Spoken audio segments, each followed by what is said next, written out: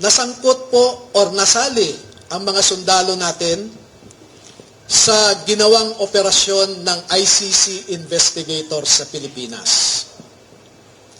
Unang dumating ang mga ICC investigators sa Pilipinas noong December 2028. December of 2023. At bago mag-December 2023, ay inutusan sila na magpapalit ng peso to dollars. Dalawang maleta na ang bawat maleta ay may nilalaman na 56 million pesos. Kaya nakapagpalit sila ng equivalent to $2 million. At ang sabi ng mga executive assistants ni Ginoong Saldico ay pinaghahandaan daw nila ang pagdating ng foreigners. At kalaunan ay nakilala ng mga ito na ang foreigners na binabanggit ay mga ICC investigators. At nakapaloob dito na ang ginawa nila ay mag-interview ng mga witnesses na ipinapaarating sa kanila ni Sunny Trillanes. Wala silang ibang in-interview na mga witnesses, kundi ang mga tao lamang na pinapadala ni Sunny Trillanes. At ibinigay kay Sunny Trillanes ang pondo para sa pag-asikaso sa mga ICC investigators na ito. Kaya naman po, lahat ng sasakyan na ginamit, lahat ng hotel accommodations ay sinagot ni Saldico at saka ni Sunny Trillanes. Lahat ng institusyon natin ay mabigat ang problema. Pero alam naman po natin na ang mga institusyon na ito are just abstract ideas. Our democracy is just an abstract idea. Our institutions are just abstract ideas. And these institutions operate through the human mind. And if you will, through the human soul and through the human heart. Ang problema natin ngayon ay yung mga nagpapatakbo sa mga institusyon na ito. Wala po tayong ibang maaasahan ngayon na maglalabas ng katotohanan kundi tayong mga mamamayan din. Hindi natin maaasahan ang nasa gobyerno ngayon na ilabas ang buong katotohanan na walang pinagtatakpan. Ngayon po ay lumabas ang mga dating kasamahan ni Master Sergeant Orly Gutesa sa trabaho bilang security consultant o security personnel ni dating Congressman Zaldy Esco. Nandito po silang lahat at gusto ko pong ipakilala sa inyo. Ang mga sundalong ito ay wala na sa serbisyo. Ngunit ang nasabi nila sa akin, ito ang marahil na huling labanan na kanilang papasukin at gusto nilang magpakasundalo sa ating bayan.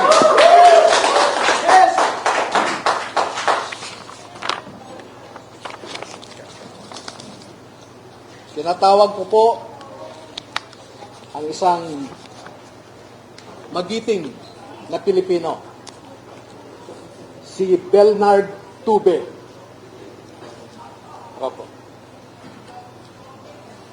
Si Ross, tumatanda na po. Si Rosbert Waupan. Si Benny Bulontate.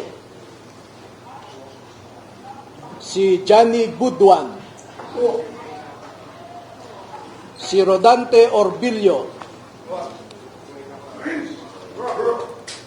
Rainy Boy Julian, Christopher Esquivel,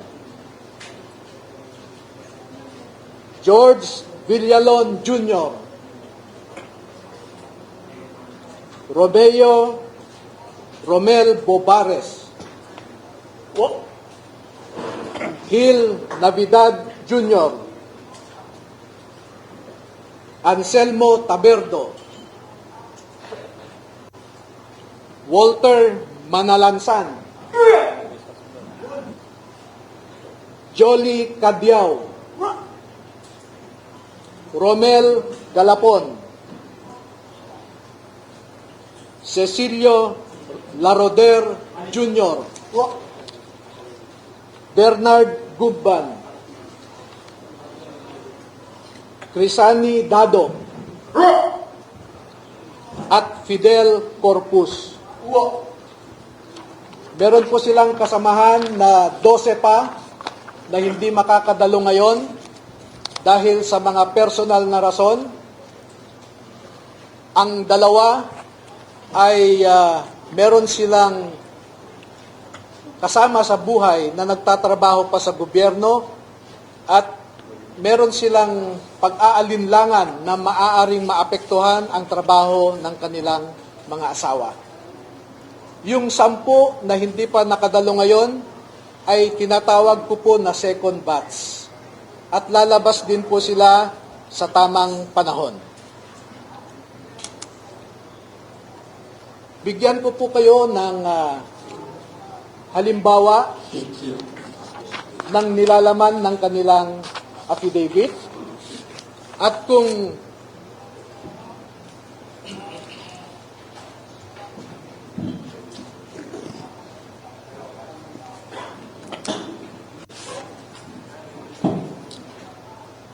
ang proseso po kung paano ninakaw ang pera sa kaban ng bayan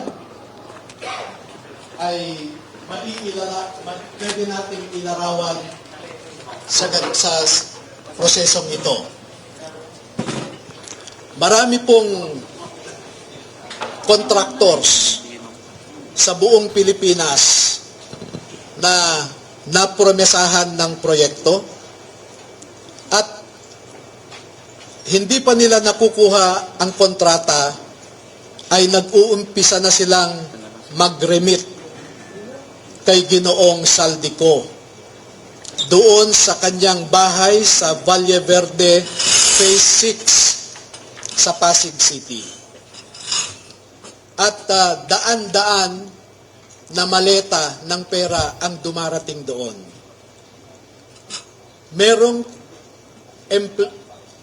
employee si Ginoong Zaldico na binibilang ang mga pera na dumarating sa Valle Verde 6. Pagkatapos nito ay binabalik nila sa maleta ulit at dinadala sa penthouse ng Horizon Homes sa BGC.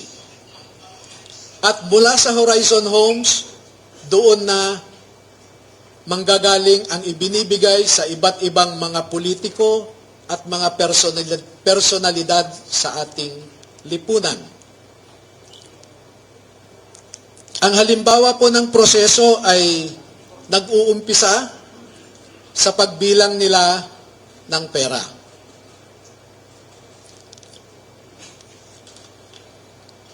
Ang susunod po,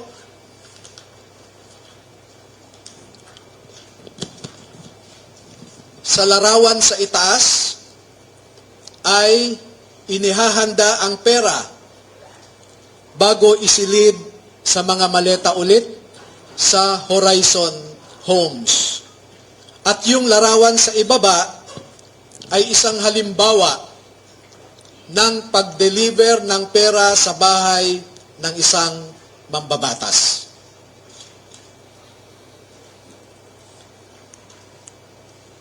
Makikita po ninyo na may nangyari kay Master Sergeant Gutesa. Sa aking na tanggap na impormasyon ay napilitan siyang mag-execute ng isang affidavit na kung saan ay sinasabi niya na hindi siya kasali o wala siyang nalalaman sa mga pagde-deliver ng mga mali-maletang pera. Pero makikita po ninyo dito na siya mismo ay kasama sa pagde-deliver ng pera. Kaya naaawa po ako ngayon sa sitwasyon ni Master Sergeant Gutesa dahil ginawa siyang sinungaling.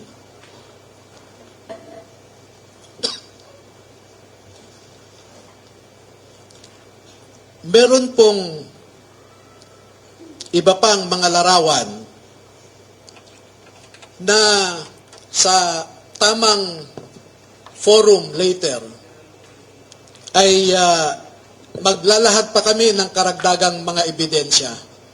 Pero ang pagde-deliver nila ng pera ay gumagamit ng eroplano,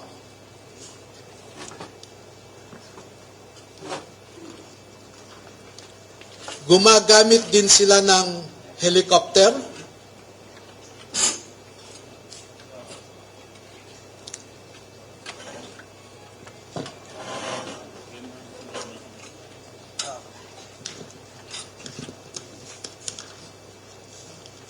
at ganito po ang mga dinideliver sa mga bahay ng ilang mga mambabatas.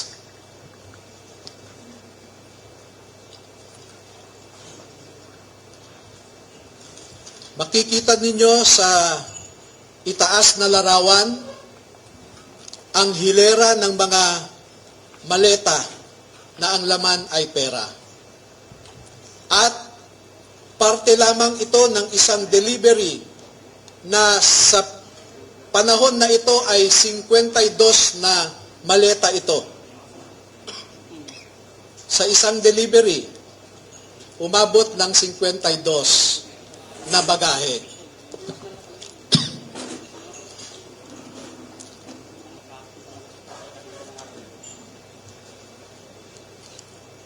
Makikita rin po ninyo na ang ating mga ebidensya ay minsan kinukuhanan ang buong bahay ng mambabatas, buong bahay ng mga ilang nasa media,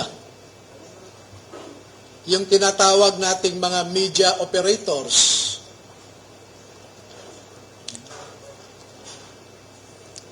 At ganyan po sila mag-deliver. No?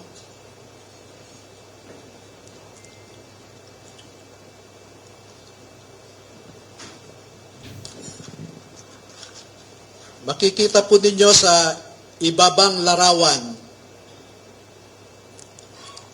ang mga maleta rin ng pera. At marami pa pong iba na katulad nitong mga larawan. At dito sa taas na larawan ay ipinapakita lamang na yung isang malaking maleta ay hindi kayang o halos hirap na buhatin ng 3 katao.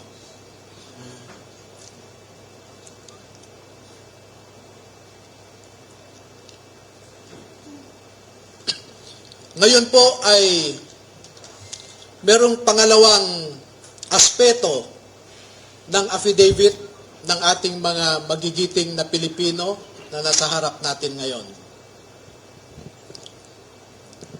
Meron silang mahalagang napansin, na obserbahan, at alam sa kanilang personal na pananaw dahil nasali sila sa isang importanteng operasyon. Ito po ay patungkol sa nangyaring operasyon ng ICC. This one? Nasangkot po or nasali ang mga sundalo natin sa ginawang operasyon ng ICC investigators sa Pilipinas. Unang dumating ang mga ICC investigators sa Pilipinas noong December 2028. December of 2023.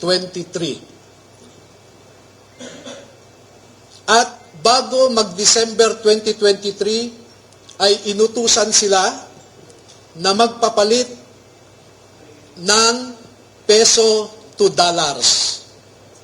2 maleta na ang bawat maleta ay may nilalaman na 56 million pesos.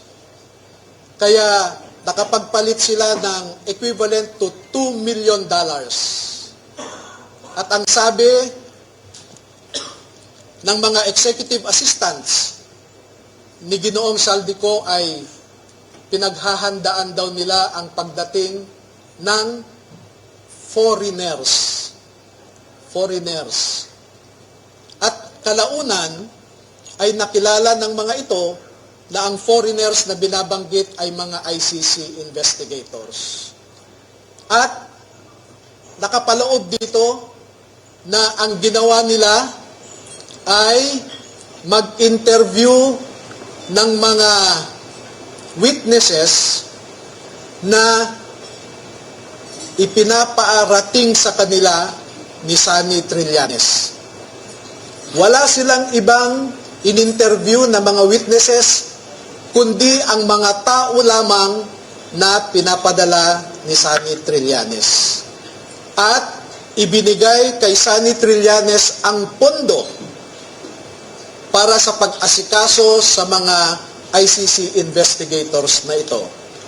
Kaya naman po, lahat ng sasakyan na ginamit, lahat ng hotel accommodations ay sinagot ni Saldico at saka ni Sunny Trillanes. Napansin din po nila na lahat ng mga pag-interview ng ICC investigators ay sa mga pribadong lugar. Wala man lang government office. At makikita po ninyo ang madalas na pag-deliver nila ng mali-maleta at minsan mga paper bags naman na mga pera patungo sa mga nag-aalaga sa ICC investigators. Lahat ng pagkain nila, lahat ng ginamit nilang sasakyan, lahat ng hotel, lahat ng mga condominium units ay sinagot ng grupo ni Sunny Trillanes at saka ni Saldico. At bilang isang abogado po ay nababahala ako dito. Dahil ang sarili kong konklusyon na hindi naman nilahad ng mga sundalo na ito dito sa affidavit nila. Pero bilang isang abogado, ay nakikita ko ang isang mabigat na suliranin ng isang third world country na katulad natin na siya lamang pinag-iinitan ng mga ICC. Hindi nila kayang ipatupad ang kanilang orders sa mga mayayaman na bansa. Tanging third world countries lang. At ito ang aking obserbasyon. Una, ang ICC investigators did not conduct a bona fide investigation in the Philippines because they only interviewed people sent to them by Sunny Trillanes. Nakapasok din sila sa bilibid prisons para kausapin ang 3 na sentensyahan sa pagpatay kay Kian de los Santos. Meron din silang kinausap na mga di umano ay EJK victims' families sa bahay Kalinga ni Father Flavie Villanueva. At lahat ng gastos ni Father Flavie Villanueva ay sagot ni Saldico. Number 2, dahil December 2023 lang unang pumunta ang ICC investigators sa Pilipinas, ay hindi nakakaduda that the ICC investigators manufactured the existence of ICC jurisdiction in the Philippines because the residual jurisdiction of ICC ended in March of 2019, or 1 year after the Philippines deposited its articles of withdrawal in the United Nations. Number 4, the ICC investigators themselves committed graft and corruption. Dahil bakit hinayaan nilang lahat ng sasakyan, lahat ng pagkain, lahat ng accommodations nila ay sinagot ng mga tao na kilala naman nila na kalaban ng kanilang iniimbestigahan. At panglima, ang mandato ng ICC ay di umano protektahan ang human rights ng mga tao. Pero bakit hindi sila nagbigay o nirespeto ang human rights ng isang tao na kanilang iniimbestigahan sa pamamagitan sana ng pag-imbestiga ng mga ibang tao na hindi pinapadala ni Sunny Trillanes? So yan po ang buod ng kanilang affidavit. At una ko nang ipaalam sa inyo na bago po kami magbigay ng buong kopya sa inyong lahat, ay pahintulutan muna ninyo kami na isumite ito sa Office of the Ombudsman para makita natin kung umaandar pa ang sistema sa Office of the Ombudsman. Dahil isa ang ngayong ombudsman natin na binanggit dito sa affidavit. Pangalawa, ay magsusumiti rin kami sa ICC mismo para malaman ng ICC ang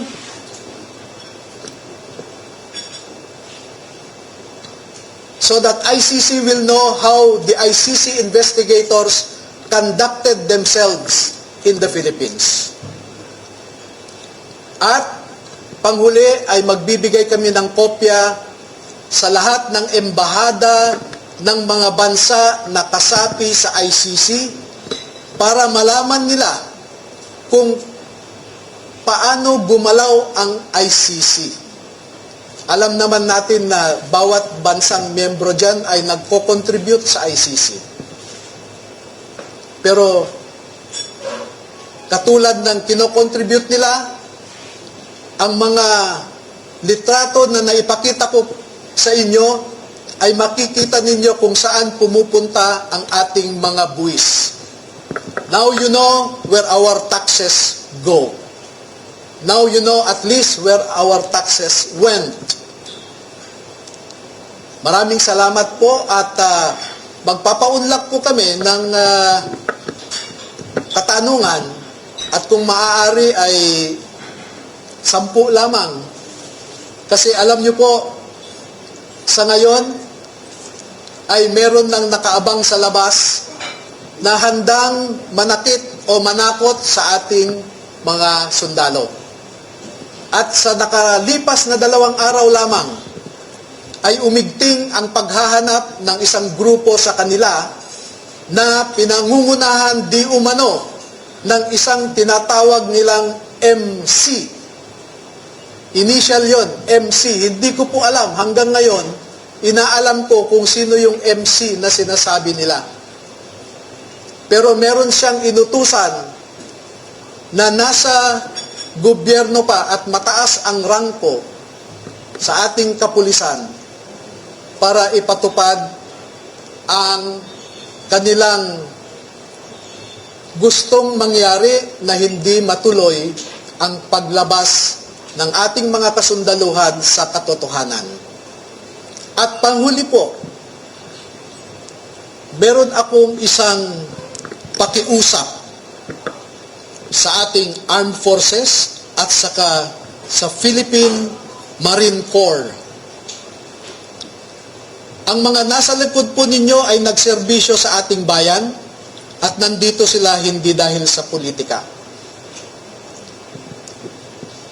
Hindi po sila nagsasabi ng anumang mga bagay na magdadagdag pa sa init ng kasalukuyang politika na pinagdadaanan ng ating bansa. Bagkus ay gusto nilang makaambag na iangat ang imahe ng ating mga institusyon katulad ng Philippine Marine Corps na lumalaban sa kalaban ng Estado. Pero kung susuriin ninyong mabuti, ay ang kalaban natin ay ang mga nasa matataas na pwesto sa gobyerno. Do not restrain them from sharing to our people the truth that they know. Because alam nating lahat, ang katotohanan lamang ang magpapalakas ng ating republika. Kung lumalaban tayo sa mga grupo na gustong sirain ang ating democratic institutions, katulad ng mga NPA, mga Muslim secessionists, ang isa pong kalaban natin na totoo ay ang mga nagnanakaw ng pera na para sana sa mga tao. Tayo po ay nagpapakapagod para lang may maihain tayong pagkain sa ating mga pamilya. Pero sila po ay nagpapakapagod kung paano gastahin ang perang ninakaw nila sa atin. Maraming salamat po.